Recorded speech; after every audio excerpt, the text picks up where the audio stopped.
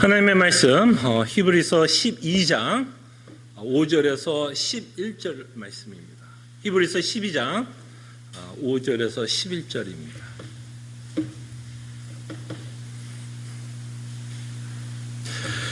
하나님의 말씀이 이러합니다. 또 아들들에게 권하는 것 같이 너에게 권면하신 말씀도 잊었도다 일렀으되 내 아들아 주의 징계하심을 경히 여기지 말며 그에게 꾸지람을 받을 때 낙심하지 말라.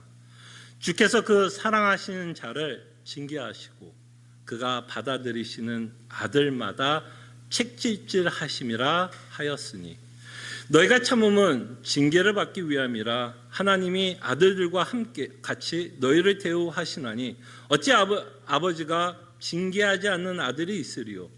징계는 다 받는 것이거늘 너에게 없으면 사생자요 친아들이 아니니라. 또 우리 육신의 아버지가 우리를 징계하여도 공경하였거든 하물며 모든 영의 아버지께 더 복종하며 살려하지 않겠느냐. 그들은 잠시 자기의 뜻대로 우리를 징계하였거니와 오직 하나님은 우리의 유익을 위하여 그의 거룩하심에 참여하게 하시느니라. 무릇 징계가 당시에는 즐거워 보이지 않고 슬퍼 보이나 후에 그로 말미암아 연단받는 자들은 의와 평강의 열매를 맺느니라. 아멘. 인생을 살다 보면 우리 앞에 참 즐겁지 않고 우리를 슬프게 하는 일들이 참 많은 것 같습니다. 어떠세요? 맞는 것 같아요? 여러분들 한번 곰곰이 한번 이 시간에 생각해 보세요. 한번 과거로 한번 여러분들이 살아왔던 인생 한번 곰곰이 생각해 보세요. 여러분 인생 가운데 과거를 화상해 보면 즐겁지 않고 슬프게 했던 일들이 무엇이었습니까? 이렇게 머릿속에서 싹 지나가는 것들이 있으세요? 그 일만 생각하면 지금도 마음이 막 애려와요. 이것은 과거에 있는 일뿐만 아니라 혹시 지금도 여러분 인생 가운데 즐겁지 않고 슬픈 일을 당하고 있으십니까? 여전히 과거만이 아니라 현재도 즐겁지 않고 슬픈 일이 여러분들 앞에 있으십니까? 즐겁지 않고 슬픈 일은 우리는 쉽게 이렇게 표현할 수 있겠죠. 고난이다라고 표현할 수 있을 것 같아요. 그래서 우리 인생을 곰곰이 생각하면 참 많은 일들이 있었고 많은 고난 가운데 또 고통도 있어 즐겁지 않고 우리를 슬프게 했던 또는 슬프게 하는 일들이 있는 것 같습니다. 그런 상황에서 우리가 신앙 생활을 하게 되면 참 당황스럽게 되는 것 같아요.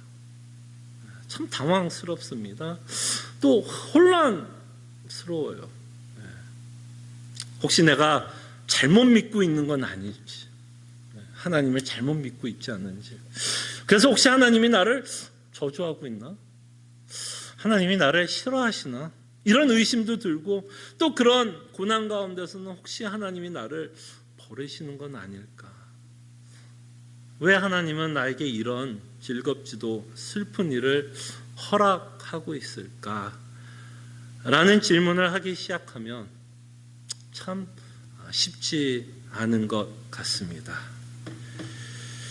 그럴 때 오늘 본문은 우리에게 닥치는 그렇게 즐겁지 않고 슬픈 일들에 대해서 우리가 어떤 시각으로, 어떤 믿음의 시각으로 우리가 이런 일들을 바라봐야 할지에 대해서 하나님이 우리에게 말씀하십니다. 우리 인생 가운데 벌어지는 즐겁지도 않고 슬픈 일은 하나님이 우리를 자녀 삼으시고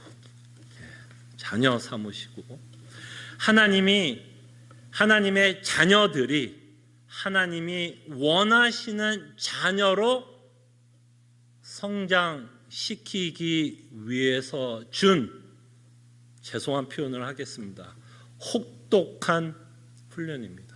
그냥 훈련이 아니에요. 혹독한 훈련입니다. 그렇기 때문에 즐겁지 않고 슬플 수 있다라는 겁니다. 그러나 이 훈련은 하나님의 자녀들에게만 주는 훈련이에요. 아무한테나 주는 훈련이 아닙니다. 하나님이 우리를 자녀 삼으시고 자녀로 생각하고 있기 때문에 우리를 때로는 훈련시키고 있다는 것을 보시기를 바랍니다. 그럴 때 오늘 본문에서 계속해서 좀 반복되고 있는 단어가 징계라는 단어가 나옵니다. 그죠? 하나님이 자녀들을 징계한다라는 표현이 나옵니다. 근데 이 징계라는 말이 자칫 좀 우리에게 좀 오해를 줄 수 있을 것 같아요. 징계라는 단어로도 충분히 좀 번역을 할 수 있는데요. 이 징계라 그러면 마치 우리가 잘못했기 때문에 그냥 하나님이 벌을 주고 저주한다라는 좀 강한 뉘앙스가 있을 것 같아서 이 징계라는 말을 쓰되 우리는 이 징계라는 단어를 좀 이 단어로 우리가 좀 이해했으면 좋겠어요. 훈련이라는 의미로 저희들이 좀 이해했으면 합니다. 하나님이 우리를 징계한다라는 말은 하나님이 우리를 훈련시키신다라는 의미로 저희들이 생각해 봤으면 합니다. 근데 하나님도 이 훈련이 얼마나 힘든지를 아세요. 그 모르시는 분이 아니에요. 그래서 11절에 보면 이 징계 또는 훈련이 있을 때에 너희들이 어떤 마음이 들 수 있다라는 거 안다라는 얘기입니다. 그래서 11절에 보면 뭐라 그래요? 무릇 징계 또는 무릇 훈련이 당시에는 뭐라고요? 즐거워 보이지 않고 슬피 보이나. 하나님이 주시는 이 징계 훈련은 굉장히 혹독하다라는 것을 보게 됩니다. 다시 말씀드리면 정말 눈물 나도록 괴롭고 힘들다라는 것을 하나님이 말씀을 하고 있는 것을 보게 됩니다. 그때 여러분, 이 히브리서의 이 전체적인 문맥 가운데서 이 히브리서 독자들에게 1세기 이 편지를 받고 있는 독자들이 있었을 거 아니에요? 그 독자들에게 하나님이 허락한 징계는 뭘까요, 여러분? 그죠? 분명히 이들이 엄청나게 즐겁지도 않은 상황에 있고 굉장히 슬픈 상황이 있다라는 얘기죠. 그게 하나님이 주신 훈련이다라고 히브리서 기자는 말씀하고 있다면 하나님이 이 당시에 있었던 1세기에 있는 이 독자들에게 하나님이 주시는 훈련의 내용이 뭘까요, 여러분? 이들의 상황을 한번 생각해 보세요. 어떤 상황이 있었죠? 정말 그들이 즐겁지 않고 슬픈 상황이 왜 이런 상황이 있었어요? 이들은 핍박을 받고 있었기 때문에 당연히 뭐예요? 그게 어떻게 즐거울 수 있고 그것이 어떻게 기쁠 수가 있습니까? 근데 여러분, 우리가 이 11절을 보면서 우리가 피할 수가 없어요. 이들이 지금 처한 상황이 핍박이라면 이 핍박은 다만 로마인들에게 받는 육체적인 핍박이 아니라 거기에는 또 다른 섭리가 있다라는 것을 하나님 말씀합니다. 예수님을 믿는 것 때문에 세상에 대한 핍박을 받는 내용도 있지만 그것보다도 더 깊은 하나님의 섭리가 있다라는 것을 이 히브리서 기자는 우리에게 말씀합니다. 이들의 상황은 생명이 왔다 갔다 하는 상황이었고요. 재산이 다 빼앗기는 상황에도 있었고요. 이들은 감옥에도 들락날락 거렸던 자들이었습니다. 그렇기 때문에 즐겁지도 않고 슬픈 일이었습니다. 근데 우리는 이 본문을 통해서 잊지 말아야 할 건 이것도 하나님의 훈련 과정이었다라는 것이 우리가 오늘 보고 있는 본문이 참 저희들이 좀 어떻게 보면 좀 힘들고 부담스럽게도 할 수 있는 내용이다라고 생각을 합니다. 그래서 우리의 눈살을 좀 찌푸리게 할 수 있다라는 거죠. 어떻게 하나님의 자녀들을 이렇게까지 할 수 있을까라는 생각이 들 수 있을 것 같아요. 근데 이 일은요, 여러분, 성경을 읽어보면요, 굉장히 자주 찾아보는 내용이에요, 사실. 하나님이 성도들에게 직접적으로 고난을 허락했던 내용들이 사실은 성경에 비일비재로 기록되어 있습니다. 여러분, 고난하면 가장 먼저 생각나는 사람이 구약에 누구 있으세요? 아마 고난하면 고난의 대명사, 아마 욥이 생각날 거라고 생각합니다. 여러분, 그 스토리에 등장하는 인물은 사실은 욥이 주인공이 아니었죠. 1장과 2장을 보면 사실 욥은 아무 잘못도 없었습니다. 그가 잘못한 게 있다면 하나님 열심히 잘 믿은 죄밖에 없어요. 그죠? 근데 욥의 스토리의 비하인드를 보면, 그 뒤에 커튼 뒤에 보면 거기에는 하나님과 사탄의 대화가 기록되어 있어요. 욥이 시험을 당한 이유가 사탄 때문인가요? 어때요? 사탄 때문에 욥이 시험을 받았나요? 아니죠. 사실은 욥이 어마어마한 시험을 당한 건 하나님이 허락하셨기 때문에 일어난 사건이에요. 그 욥의 스토리에서 우리는 벗어날 수 없습니다. 하나님이 사탄을 그렇게 욥을 시험하도록 허락하셨기 때문에 그 일이 벌어져요. 그렇기 때문에 하나님은 하나님의 백성들에게 고난을 허락하십니다. 그 다음에 우리가 잘 아는 신약에 봐서도 여러분, 제가 참 좋아하는 서신서들이 이제 바울 서신서인데요. 그럼 바울의 인생을 여러분 곰곰이 생각해 보면 바울이 이런 기도를 한 적이 있습니다. 하나님, 너무너무 고통스러운데 이 고통스러운 문제를 놓고 3번을 기도했어요. 우리는 정확하게 그 일이 뭔지는 모릅니다. 사도 바울은 그걸 육체의 가시라고 표현을 했어요. 여러분, 사도 바울은요, 이 고통이 굉장히 큰 면역력을 갖고 있는 사람입니다. 면역력이 대단했던 사람이에요. 여러분, 서신서를 읽어보시면 그는 예수를 믿는 것 때문에 참 많은 핍박을 받았고 많은 고통과 고난 가운데 있었습니다. 그럴 때마다 그가 그런 핍박, 그가 당했던 고난을 없애달라고 기도한 적 있으신가요? 아니면 그런 핍박을 감내했나요? 그런 핍박은 감내했습니다. 고통 가운데서 감내했어요.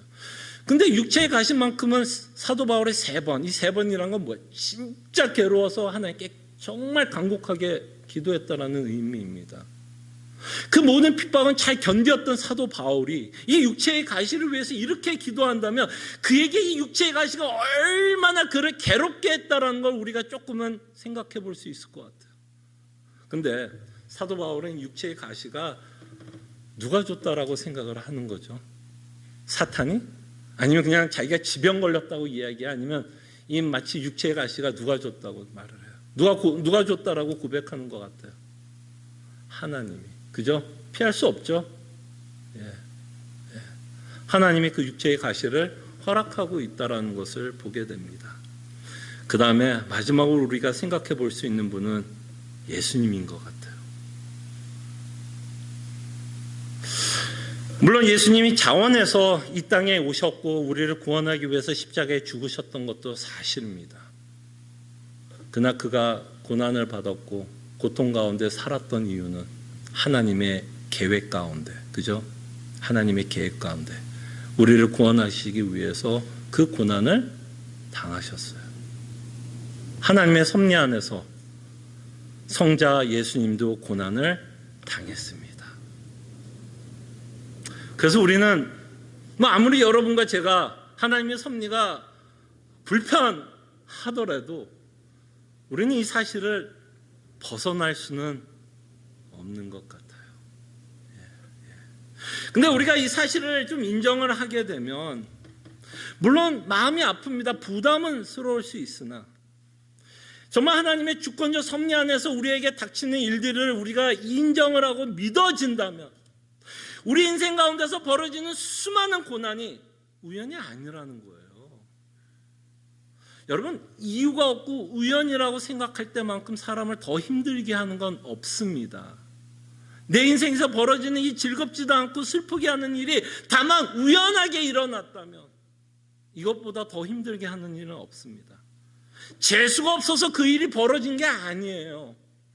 이들이 핍박을 받은 게 재수가 없어서 받은 게 아닙니다. 로마가 그저 하나님 이들을 핍박하기 위해서 했던 게 아니라 이 로마인들이 예수 그리스도를 믿는 자를 핍박한 것도 하나님의 섭리 안에서 이루어지고 있는 스토리라는 것을 우리는 피할 수 없습니다. 우리의 고난은 우리는 때로는 환경과 상황 또는 사람들에게 책임을 전가하고 싶어요. 그죠? 다 너 때문이야. 내가 괴로운 건 다 너 때문이야. 라고 이야기하고 싶을 때가 많을 것 같아요. 이 독자들도 다 로마인들 때문에 내가 이렇게 괴롭게 살아라고 이야기할 수 있겠으나 우리의 전체적으로 히브리서의 전체적인 맥락과 성경에서 가르치는 하나님의 섭리를 보면 우리는 다만 너 때문이야 라고만 이야기할 수는 없습니다. 아무리 그 사람을 블레임하고 싶어도 이게 다 너 때문이야 라는 우리는 감히 말할 수 없다라는 것을 보게 됩니다. 그럴 때 우리는 믿읍시다. 인정합시다. 하나님이 우리에게 고난을 허락하십니다. 여러분들을 즐겁지 않게 하고 슬프게 하십니다. 근데 여기서 우리가 놓치지 않기를 원하는 건 하나님이 이렇게 한다면 당연히 이유가 좀 있겠죠. 물론 모든 것을 다 이해할 수는 없을 것입니다. 그죠? 하나님의 섭리를 우리가 다 이해한다면 내가 하나님이 되는 거겠죠. 그러나 성경은 우리가 설득될 수 있는 것만큼 우리에게 설명을 합니다. 왜 하나님이 이렇게 즐겁지도 슬픈 일을 우리에게 허락을 하는지에 대해서 우리에게 말씀합니다. 이건 왜냐하면 우리를 훈련시키기 위해서요. 훈련을 시켜야 되는데 우리가 지금 보고 있는 히브리서 12장의 문맥이 뭐죠? 하나님이 우리에게 요구한 게 뭐예요? 우리 앞에 경주가 있고 이 경주를 뛰어야 되는데 여기에는 어마어마한 에너지가 필요할 거고 어마어마하게 너희가 인내를 해야 되는데 이 인내하면서 예수 그리스도를 바라보면서 뛰기 위해서는 당연히 뭐가 필요하다? 훈련 없이 이 경주를 감당할 수 없기 때문에 하나님은 우리를 훈련시킵니다. 다시 말씀드려서 여러분들이 결승전까지 뛸 수 있도록 그 예수 그리스도를 만날 수 있도록 하나님은 우리를 훈련시킨다는 겁니다. 그래서 히브리서 여기 닿았던 단어 중에 하나가 뭐예요? 이 징계가 뭐라 그러죠? 우리의 유익을 위해서. 우리의 유익. 그 즐겁지도 않고 슬픈 일이 사실은 우리의 유익을 위해서 하나님이 주고 있다라고 말씀을 합니다. 자, 그럴 때 지난주에 우리가 했던 내용을 조금만 좀 복습을 하면서 좀 생각을 해볼게요. 이 인내를 하기 위해서 뛰기 위해서는 여러분들이 벗어버려야 될 것이 참 많습니다. 참 많아요. 근데 문제는 뭐냐면 우리가 스스로 잘 못 벗어요. 그리고 뭘 벗어야 될지도 잘 몰라요. 우린 기도합니다. 주님, 우리가 무엇을 벗어야 할지를 가르쳐 주세요. 근데 우리의 죄성과 우리의 논리는 굉장히 이게 머리가 잘 돌아서요. 너무 잘 합리화하고 정당화해서 은근슬쩍 넘어가려고 합니다. 그냥 뚱뚱한 몸으로 뛰려고 그러는 거예요. 여러분 혹시 조깅 하시는 분 계세요? 혹시 아침마다 어떤 운동 하시는 분 계세요? 여러분 엑스트라 웨이트를 갖고 뛴다라는 거 뛸 수는 있겠죠. 뛸 수는 있겠죠. 근데 그것이 얼마나 버겁다라는 건 저는 알아요. 그래서 저는 뛰는 거 별로 안 좋아합니다. 금방 허헉거려요. 그래서 하나님이 이 훈련을 통해서 뭘 하는지 알아요? 다이어트를 시키는 거예요, 여러분들은. 다이어트를 시키는 거예요. 살이 찐 상태에서는 뛸 수가 없어요. 살이 찐 상태는 도저히 뛸 수가 없어요. 그래서 여러분 혹시 다이어트 하신 분들 아시죠? 다이어트 하신 분들 그것이 얼마나, 여러분 누가 농담으로 이런 말을 하더라고요. 다이어트 하는 사람하고는 사귀지 말래요. 왜 사귀지 말라 그러는지 알아요? 그 다이어트 하는 사람은 독한 사람이라고 표현합니다. 여러분 정말 음식절제하는 거 이거 진짜 독한 사람이에요. 얼마나 will파워가 강해야 다이어트 하는 거는 여러분들 해보면 알아요. 그래서 다이어트 하셨던 분들도 실패하는 이유가 뭔지 아세요? 그게 계속해서 독하게 평생을 살아야 되는데 그 독한 게 어떻게 되는 거야? 무너지는 거죠. 그러니까 어떤 현상이 벌어져요? 끊임없이 요요 현상. 제가 맨날 겪는 게 그거예요. 단시간에 살이 조금 뺍니다. 근데 그게 오래 못 가요. 그래서 요새 또 요요 현상이 좀 일어나서 또 이렇게 푸동푸동해지고 있는 모습을 보게 됩니다. 그래서 힘들어요. 우리의 살, 영적으로 포동포동하게 찐 것들을 하나님이 빼기 위해서 우리를 좀 혹독하게 또는 독하게 훈련을 시킵니다. 그래야 우리가 뭐를 벗어버려야 할지를 그제서 깨닫는 것 같아요. 그래서 사실 하나님은 이런 혹독한 훈련을 통해서 뭐를 하시려고 하냐면 사실은 하나님은 우리를 교정하시려고 하는 거예요. 교정. 우리의 생각을 교정. 우리의 가치관을 교정. 그래서 이런 혹독한 훈련을 통해서 끊임없이 우리의 생각을 교정시킵니다. 그래서 여기서 보면 하나님 뭐 한다 그러면 자녀이기 때문에 꾸짖는다, 책망을 한다라는 내용이 기록되고 있는 것을 보게 돼요. 꾸짖어요. 그 꾸짖는 것을 통해서 우리를 교정케 하시고 그 혹독한 훈련을 통해서 꾸지름을 통해서 우리의 죄를 발견하게 되고 우리가 마땅히 벗어버려야 할 것을 깨닫게 하시며 이 혹독한 훈련을 통해서 하나님이 이루시려고 하는 것 중에 하나가 뭐를 원하시면 여러분들 가운데 회개를 요청하는 겁니다. 회개를 요청해요. 그 전에 내가 발견하지 못했던 그 무거운 것들, 내 안에 발견되지 못했던 죄성들을 이 혹독한 훈련을 통해서 우리로 발견하게 되고 그것을 죽이게 하고 회개하며 예수 그리스도를 따라가게 한다라는 것입니다. 그 다음에 두 번째로 하나님께서 우리에게 고난을 좀 허락하고 있는 이유 중에 하나가 있다면 우리의 믿음을 성숙시키기 위해서 허락하십니다. 이 경주는 정말 믿음이 성숙되어야 뛸 수 있는 경주인 것 같아요. 그냥 맹신하고 믿습니다라는 어떤 그냥 부르짖음만으로 우리의 고난을 이기면서 뛰기에는 이게 참으로 버겁다라는 것을 우리는 맛보게 됩니다. 근데 이 즐겁지도 않고 슬픈 일을 만나게 되면 우리는 그때부터 좀 고민을 하게 됩니다. 어떤 고민을 하게 되면 그럼 진짜 나에게 즐거운 건 뭘까? 진짜 나에게 즐거움은 뭘까? 또는 나를 가장 기쁘게 할 수 있는 일이 뭔가를 고민하게 돼요. 이런 일들이 나를 기쁘게 하지 못한다면, 그죠? 이런 일들 때문에 내가 즐겁지 않고 슬프다면 그때부터 우리는 고민을 합니다. 왜냐하면 우리는 슬픈 걸 굉장히 싫어해요. 우리는 기쁜 걸 좋아하고 감사함을 좋아하고 위로받는 걸 좋아하고 소망을 좋아하지 절망과 낙심과 좌절 굉장히 싫어합니다. 그때 고민하기 시작하는 거예요. 정말 참다운 즐거움은 뭘까?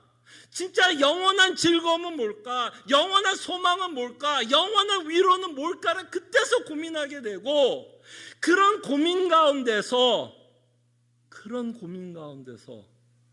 우리는 예수 그리스도만이 복음만이 진짜 나에게 참된 위로이고 소망이고 기쁨이고 그래서 나는 감사해야 되는가를 고백하게 됩니다.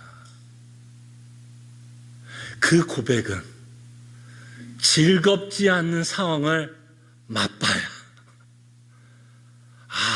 이게 진짜 복음만이 진짜 나의 위로요 소망이다라는 것을 맛보게 됩니다. 그 맛본 것을 통해서 그 맛봤을 때 어떤 일이 벌어지면 그게 믿음이 성장하는 거예요.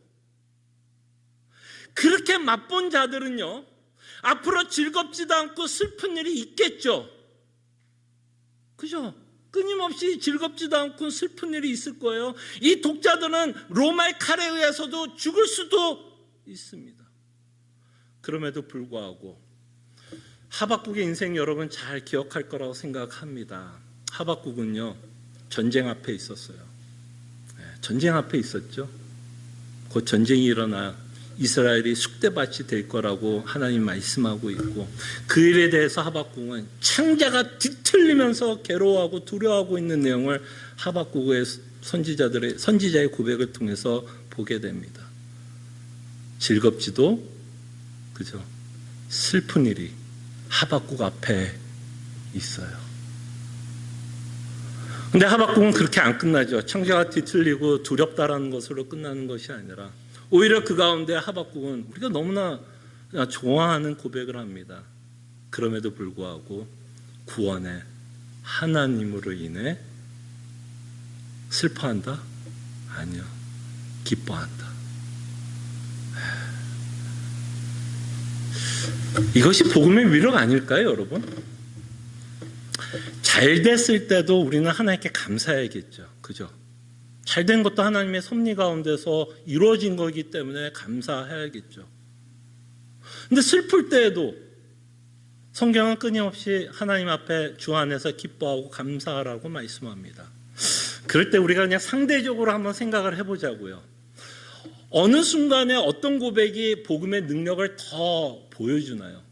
모든 일이 순탄해서 하나님께 감사하는 고백과 정말 하박국처럼 전쟁 앞에서 정말 자신의 목숨도 위태롭고 나라가 망할 수 있는 상황 가운데서도 구원의 하나님으로 인해서 기뻐한다라고 고백을 할 때 어느 고백 안에서 이 복음의 능력이 더 빛나나요?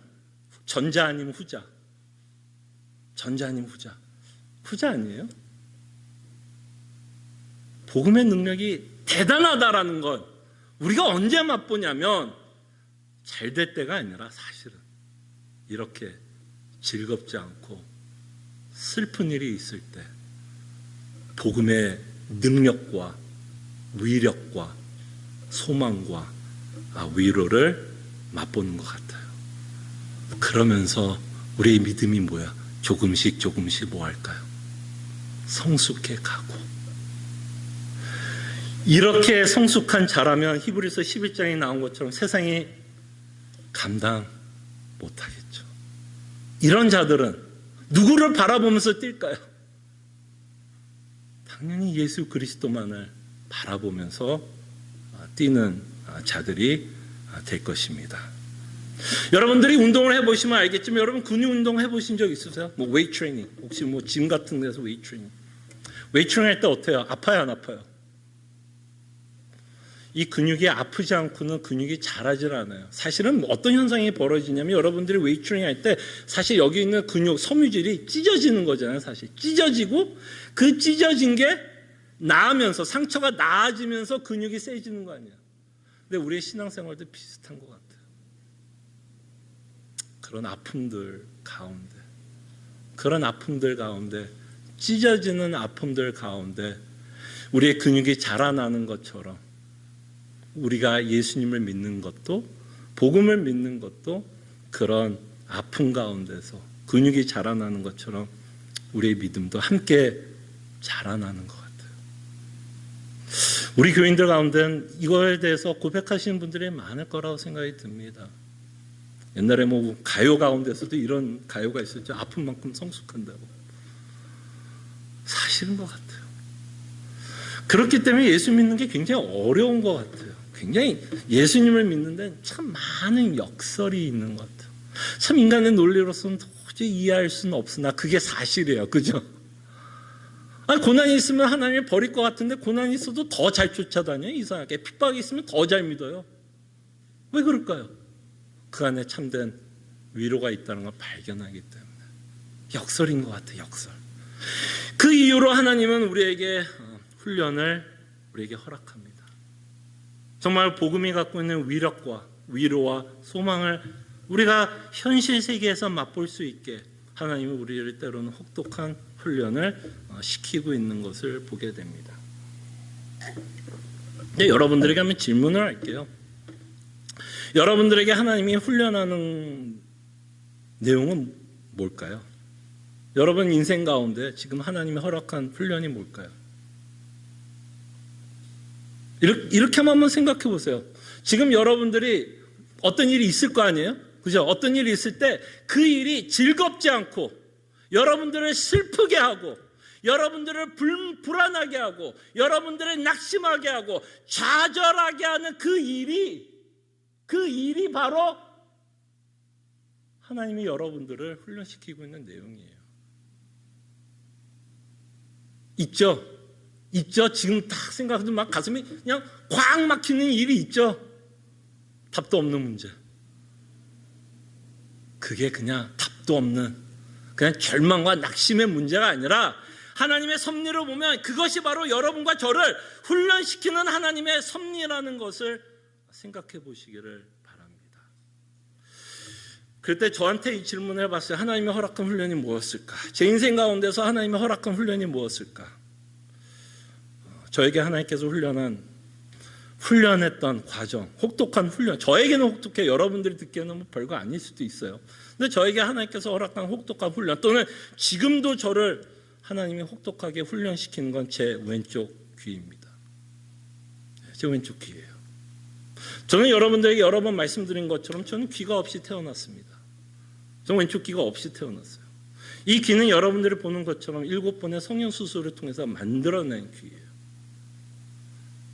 저는 이 귀 때문에 참 많이 울었습니다. 여러분들이 저를 보시기에는 뭐 태평스럽게도 볼 수도 있고 뭐 아무 문제 없는 것 같고 울지 않을 것 같은 생각을 하실지는 모르겠으나 저는 제가 성장을 하면서 특별히 사춘기를 지나가면서 참 많은 질문을 했습니다. 많은 질문을 하게 되고 그 질문 가운데 앞에서는 저는 무너질 수밖에 없었고 울 수밖에 없었어요. 귀가 없는 것도 서러웠는데 7번을 수술을 하는 그 과정들 쉽지 않았습니다. 왜 나는 이렇게 태어났을까? 그리고 저는 이 왼쪽 귀를 지금도 들고 다녀야 됩니다. 들리지도 않아요. 저는 안경을 고를 때도 굉장히 괴롭습니다. 이 안경이 잘 안 맞아요. 언제 왼쪽 귀 때문에. 이게 잘 안 거쳐져요. 여러분들에게는 안경 쓰는 게 뭐 별거 아닐 수 있지만 저는 안경을 쓰는 것도 참 괴로워요. 안경을 고르는 것도 괴롭고. 근데 이 과정이 사도 바울이 고백하는 육체의 가시처럼 저한테는 다가오는 것 같아요. 이 과정들이 결국에는 저로 하여금 하나님에 대해서 굉장히 진지하게 고민을 하게 했던 것 같아요. 그래서 하나님께 원망도 많이 했습니다. 오해하지 마세요. 그 진지한 고민 가운데 제가 언제나 하나님께 찬송을 돌리고 영광을 돌렸다는 얘기 아닙니다. 진지한 고민 가운데 원망도 많이 했고 불평도 많이 했고 정말 하나님이 선하시다면 나를 왜 이렇게 창조하셨습니까? 진짜 사랑의 하나님이십니까? 라는 질문을 참 많이 했어요. 근데 그렇게 하나님이 또 직접적으로 대답도 잘 안 해줘요. 또 그런 과정들을 거치면서 하나님이 저한테 깨닫게 해주신 건 다른 게 아니었어요. 복음의 진수를 조금 더 깨닫게 해주신 것 같아요. 내가 정말 위로를 받을 수 있는 건 무엇일까? 근데 제 왼쪽 귀가 들리고 정상으로 태어났으면 제 문제가 다 없어지나요? 뭐 제 인생에서 뭐 왼쪽 귀만이 문제겠습니까? 아니잖아요, 또. 그러나 그런 과정들을 통해서 하나님은 저로 하여금 더 예수님에 대한 고민을 하게 하고 진지하게 고민을 하게 되고 내가 믿고 있는 복음에 대해서 진지하게 고민하게 되고 이 정말 내가 믿고 있는 복음이 정말 나에게 실질적으로 위로가 되는지에 대한 진지한 고민을 하게 되었습니다. 근데 곰곰이 생각해 보면 복음 외에는 사실 답이 없는 것 같아요. 복음 외에는 답이 없더라고요. 이 왼쪽 귀를 통해서 제가 고백하는 내용이 그런 고백이 나오는 것 같아요. 복음 외에 어떤 위로가 있을 수 있을까? 물론 저도 이 땅에 살아가고 있기 때문에 보암직하고 먹음직한 게 뭔지는 알아요.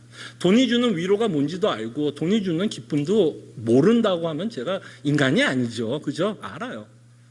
그러나 솔로몬이 고백했던 것처럼 헛되고 헛되다라는 말이 어떤 의미인지는 조금 더 이 왼쪽 귀에 고민했던 것 때문에 많은 것을 좀 깨닫게 되는 것 같아요. 여전히 죄성이 있어서 세상에 대한 미련이 있고 세상에서도 잘 살고 싶은 미련은 있지만 궁극적으로 고민을 해보면 전도서의 고백이 맞다라는 것이 저는 설득이 되는 것 같아요.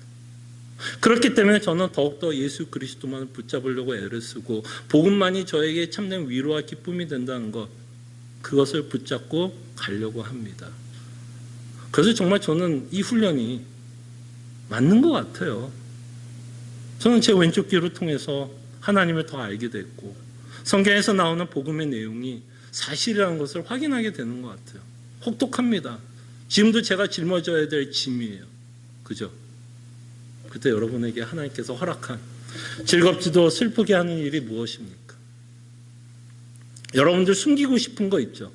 여러분 인생 가운데. 그게 하나님이 주는 훈련일 수 있어요. 저는 제가 어렸을 때 자라날 때요, 참 이거 하나님께 섭리 가운데 뭐 감사하는 걸 수 있을지 모르지만 제 때부터 두발 자유화가 있었던 거 알아요? 제 때부터, 제가 중1 때부터. 그래서 저는 머리를 그나마 기르고 다닐 수 있었어요. 저는 왼쪽 귀를 지금이니까 그냥 깎고 그냥 뭐 지금도 안 아프다는 얘기는 아니지만 그때보다는 훨씬 그냥 자유롭게 보여줍니다. 그때만 해도 중학교, 고등학교 때만 해도요 못 보여줬어요. 그래서 저는 학생부에 가가지고요 선생님한테 보여줬어요. 나 머리 못 깎겠다고. 그 정도로 저는 장발을 하고 다녔어요. 중고등학교 때. 숨기고 싶었다라는 거예요. 근데 여러분들 살다 보면 숨기고 싶은 거 있죠. 사람들이 제발 안 물어봤으면 하는 질문들이 있죠. 여러분 인생 가운데. 그리고 여러분 대답하고 싶지 않는 것. 저는 그게 어쩌면 하나님이 여러분들에게 주는 훈련의 과정이 아닐까 생각을 합니다. 피하지 마시고요. 그 문제를 한번 직시해 보세요. 질문을 해보세요. 왜 하나님이 이런 문제를 허락하는지. 아파하세요. 원망하세요. 불평하세요. 근데 그런 진지한 가운데서, 그런 진지한 아픔들 가운데서 우리는 그리스도를 더 알아가는 과정이 아닐까 생각을 해봅니다. 그때 여러분, 이 즐겁지도 슬프지도 않는 일 때문에 하나님의 사랑을 의심하지 마십시오. 이 즐겁지도 슬픈 일은 우리의 훈련을 위해서, 자녀이기 때문에 훈련을 허락한다고 말씀드렸죠. 그때 여러분들은 끊임없이 하나님을 오해하지 않도록, 즐겁지도 슬픈 가운데 있을 때에 하나님을 오해하지 않도록 여러분들의 마음을 붙잡아야 되는 건, 요한일서를 한번 보겠습니다. 요한일서 4장 9절에 보면 하나님의 사랑이 이렇게 나타났습니다. 하나님의 사랑이 우리에게 이렇게 나타난 바 되었으니, 어디에서 그의 사랑이 나타났어요? 하나님이 자기의 독생자를 세상에 보내심은 그로 말미암아 우리를 살리려 하심이라. 이것을 오해하지 마세요. 하나님이 여러분이 싫어서 고난을 주는 게 아닙니다. 때로는 혹독하게 훈련시켜요. 맞아요. 하나님이 여러분들의 자녀도 건들 때 있고요, 사업도 건들 때 있고, 건강을 건들 때 있어요. 네. 그렇지만 그 가운데서도 하나님을 오해하지 마세요. 사랑을 오해하지 마세요. 그 사랑은 십자가에서만 발견하십시오. 십자가에서만 확인하십시오. 그리고 여러분, 하나님의 가장 서러운 게 뭘까요, 여러분? 아마 하나님의 자녀들이 하나님의 사랑을 의심할 때, 하나님의 사랑을 의심할 때 저는 하나님이 가장 서럽지 않을까 생각합니다. 그렇지 않아요? 야, 내가 가장 사랑하는 성자, 독생자까지 줬는데 네가 내 사랑을 의심해? 나를 오해? 야, 이것만큼 하나님을 서럽게 하는 일이 뭐가 있겠어요?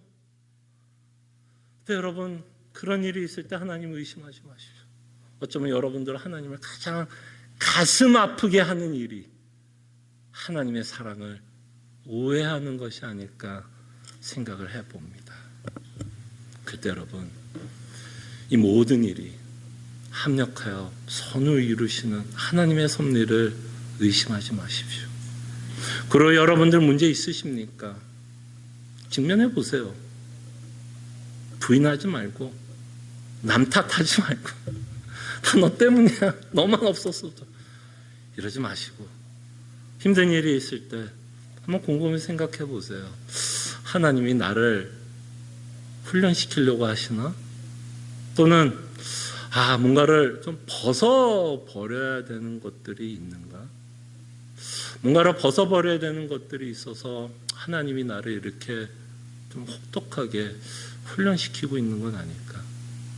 그리고 이런 혹독한 훈련 가운데 다시 한번 주의 은혜를, 정말 그리스도의 복음이 주는 은혜를 맛볼 수 있는 뭘까요?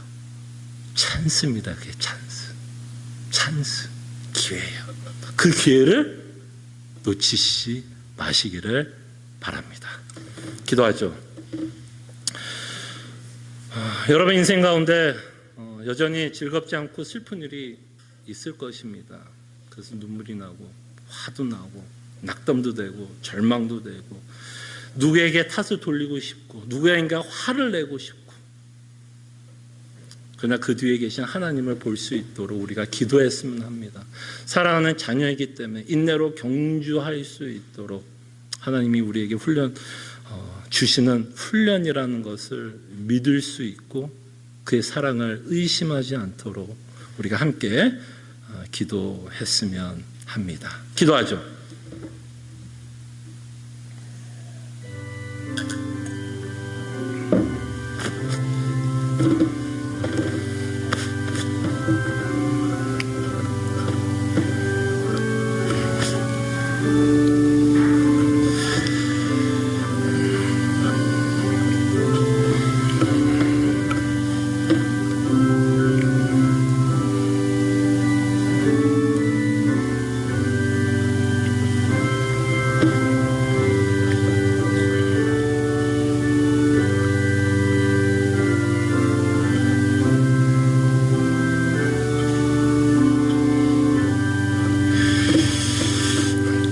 오늘 하나님의 말씀을 저희들이 정말 가슴에 새기기를 원합니다. 하나님이 우리를 사랑하는 자녀로 여기기 때문에 우리를 때로는 혹독하게 훈련시키고 있는 하나님의 주권적 사랑과 섭리를 믿게 하여 주시옵소서. 지금 우리가 즐겁지 않고 슬픈 일을 당하고 있으며 그 일을 숨기고 싶은 일이 있다면 주님 그것을 부인하지 않고 이제는 좀 용기를 내어 직면하고 대면할 수 있고, 하나님께서 그 일을 허락하고 있다면 우리는 다만 그 문제를 해결하기 위해서 애쓰는 것뿐만 아니라 하나님께서 이 일을 왜 우리에게 허락하고 있고 혹시 내가 벗어버려야 하는 것들이 있는지를 우리 스스로 점검해 볼 수 있는 시간 되게 하여 주시옵소서. 즐겁지 않고 슬픈 일 가운데서도 복음이 주는 참된 위로와 기쁨이 있다는 것을, 그 기회를, 그 맛보는 기회를 놓치지 않도록 주님 우리에게 은혜를 베풀어 주시옵소서. 감사하고 살아계신 예수 그리스도 이름으로 기도합나이다. 아멘. 다 함께 일어나셔서 찬송가 543장 찬송합니다.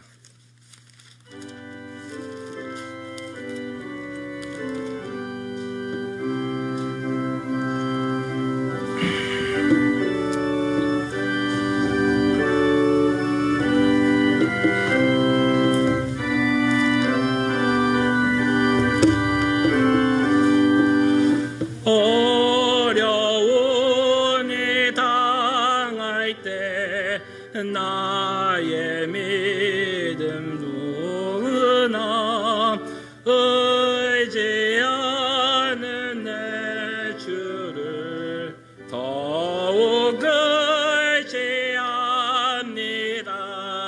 세월 지나갈수록 의지할 것뿐일세. 무슨 일을 당해도 예수 의지합니다. 성령께서 내 마음 밝히 비춰주시니 인도하심 따라서 주만 의지합니다. 세월 지나갈수록 의지할 것뿐일세.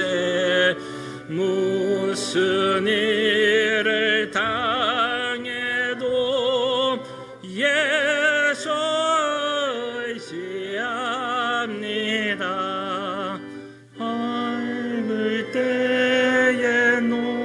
노래와 어두울 때의 기도로 위태할 때 도움을 주께 간구합니다. 세월 지나갈수록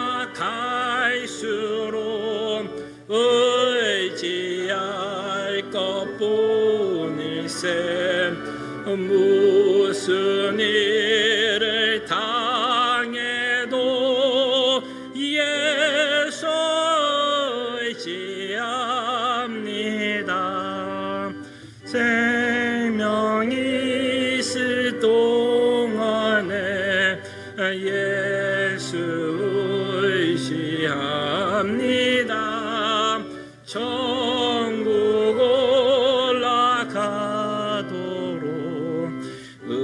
의지할 것뿐일세.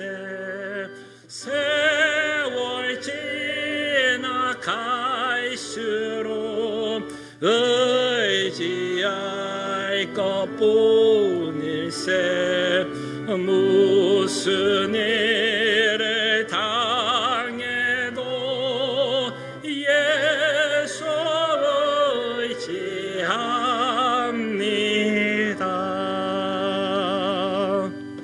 아멘. 하나님의 백성들이여, 하나님이 주시는 축복의 말씀, 위로의 말씀 믿으시기를 바랍니다. 능히 너희를 보호하사 거침이 없게 하시고 너희를 그 영광 앞에 흠이 없이 기쁨으로 서게 하시리. 그 우리 구주 홀로 하나이신 하나님께 우리 주 예수 그리스도로 말미암아 영광과 위엄과 권력과 권세가 영원전부터 이제와 영원토록 함께 있을지어다. 아멘.